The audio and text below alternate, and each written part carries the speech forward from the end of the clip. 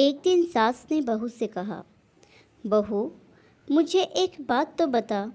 मैं तुझे इतना डांटती हूँ, कोसती हूँ और बुरी बुरी बातें कहती हूँ, और तू पलटकर जवाब भी नहीं देती और ना ही गुस्सा करती है, बस हंसती रहती है।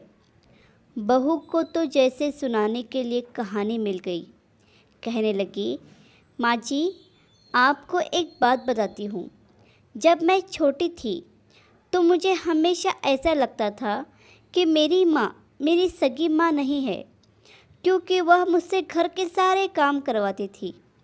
कोई काम मुझसे गलत हो जाता तो मुझे डांट भी पड़ती और कभी कभी तो मार भी पड़ती।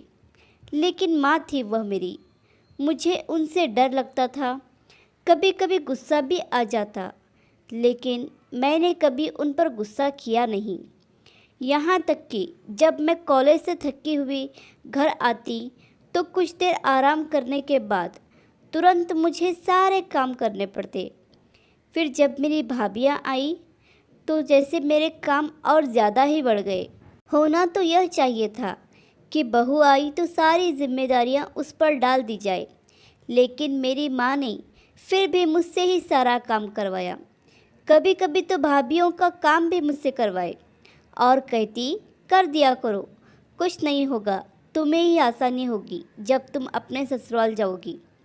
मुझे बहुत गुस्सा आता कि माँ भाभियों का काम भी मुझसे ही करवाती हैं और उन्हें डांटती भी नहीं।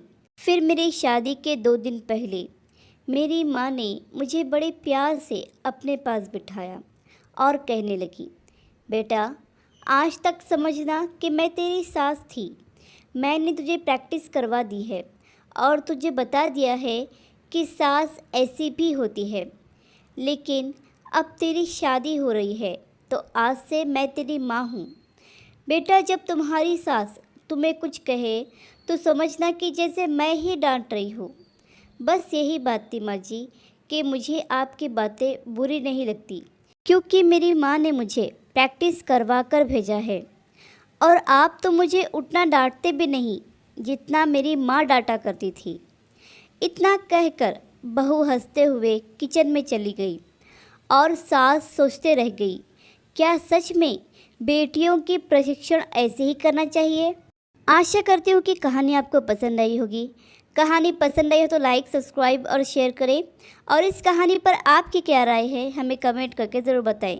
कहानी सुनने के लिए आपका बहुत बहुत धन्यवाद।